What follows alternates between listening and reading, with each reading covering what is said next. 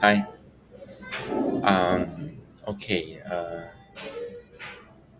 Everyone was talking about this hyperinflation or uh, huge inflation or sustained inflation coming on board for the entire year of 2022 or even longer. I just want to draw you to this article by Jack Dorsey, which is the Square and the Twitter boss. He warns of the word hyperinflation, and it will happen in the US soon, and so the world. Of course, he's a believer of crypto, and he believes that he, sh- he is the right thing to park your money in cryptocurrency. Um, Nor wish, nor do I think it's positive at all. So inflation, one of the biggest concern for economic recovery and all that. Um, um, of course, the CPI data is coming out this week. Let's see if it's above 7.5 or 7.8 for December. And let's see the January's CPI data. So I just want to draw your concern, the idea on supporting this hyperinflation to these three parts in one particular video. So the first part I'd like to share with you is on food. Prices around the world. Russia and Ukraine are both big grain exporters. The two countries combined make up almost a third of the world's wheat exports.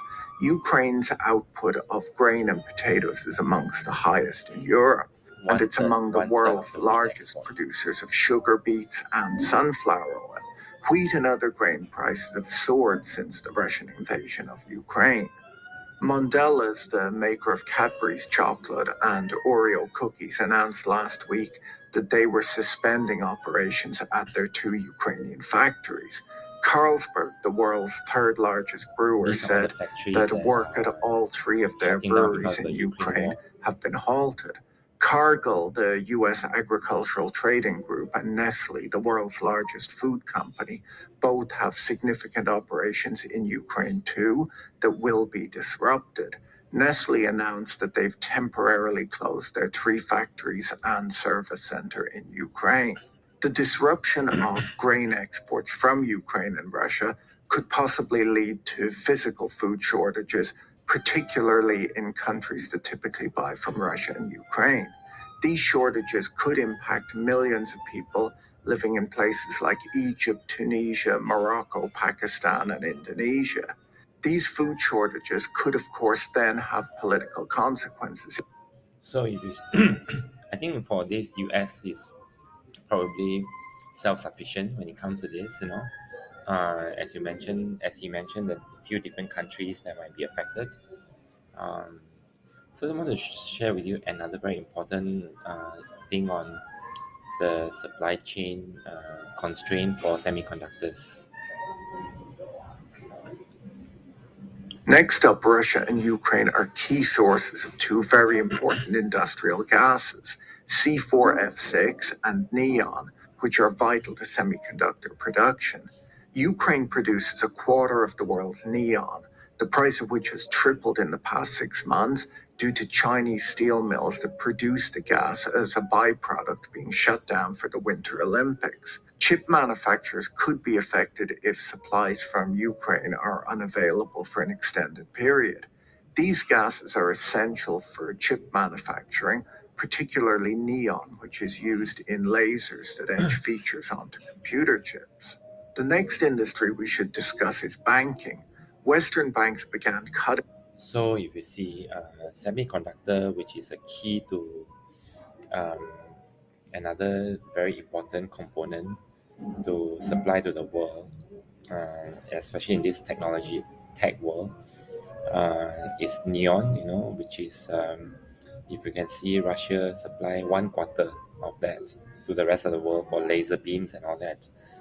So if you see food shortages and you see the second most important, which is semiconductor, then I'd like to draw you to the last short clips on uh, the metals.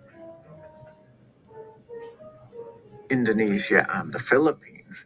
Russia exported $3 billion worth of nickel in 2020. Nickel is an important metal used in batteries. Its price has already more than doubled over the last 5 years, leading car makers to look at alternative materials for their electric car batteries. Russia is also the leading global producer of palladium, making up 40% of global palladium supply. In 2020, Russian palladium production was 91 metric tons. Palladium is used in catalytic converters, electrodes, and electronics. The top palladium consuming regions are China and North America. A reduction in the availability of palladium can be expected to hit the auto manufacturing sector. Now, Russia is the number 2 global source of platinum, which is also used. So as you can see, palladium is the very important component for car manufacturing and all that. So and vehicle, trains. So as you can see, Russia supply about 90%. So this number three item, of course, I'm not going into platinum with you right now. Nickel, there's still alternative. You can go for lithium phosphate. For EV batteries and all that, or renewable energy, which Germany is trying to go into right now. Or Germany is probably trying to reactivate their nuclear plant as well, so as not to be so reliant on natural gas from Russia.